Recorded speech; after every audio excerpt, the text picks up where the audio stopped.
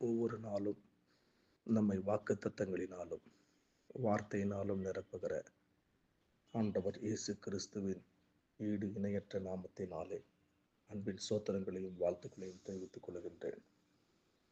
வேதமே வெளிச்சம் என்கின்ற இந்த காலை தியானத்தில் ஆண்டவர் இன்றைக்கு நமக்கு கொடுத்த வார்த்தை எசேக்கியேல் தீர்க்க தரிசன புத்தகம் 36ஆம் அதிகாரம் 11வது வசனம்.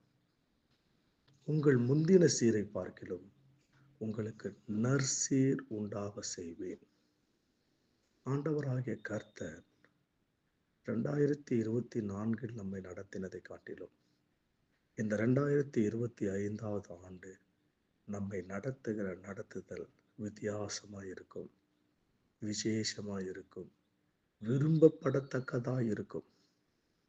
இதை நீங்கள் நம்புவீர்களே ஆனால், அனுதினமும் கர்த்தரிடத்தில் ஜெபிப்பீர்களே ஆனால், வேதத்தை வாசித்து தியானிப்பீர்களே ஆனால், முந்தின சீரை பார்க்கிலும், முன்னிருந்த நிலைமையை காட்டிலும், முன்னிருந்த வருமானத்தை காட்டிலும், முன்னிருந்த பழைய காரியங்களை காட்டிலும் கர்த்தராகிய இயேசு கிறிஸ்து நற்சீர், நன்மை செய்கிற, புதிய காரியங்களை செய்கிற, இதுவரையும் கண்டிராத, தொட்டிராத, சுமந்திராத பல நன்மைகளை உங்கள் வாழ்க்கையில செய்ய அவர் போதுமானவராய் இருக்கிறார். கர்த்தருடைய மகிமை நிச்சயம் நம்மை மூடும். அவரை நீங்க சார்ந்து கொள்ளணும், அவரை நீங்க பிடித்து கொள்ளணும், அவரிலே நீங்களும் நானும் நிலைத்திருக்கணும் என்பதை கர்த்தர் விரும்புகிறார். எனவே அந்த வார்த்தையின் அடிப்படையில், இந்த கிருபையின் அடிப்படையில் கர்த்தர் நம்மை சுமந்து கொள்வாராக. கண்களை மூடி ஜெபிக்கலாம்.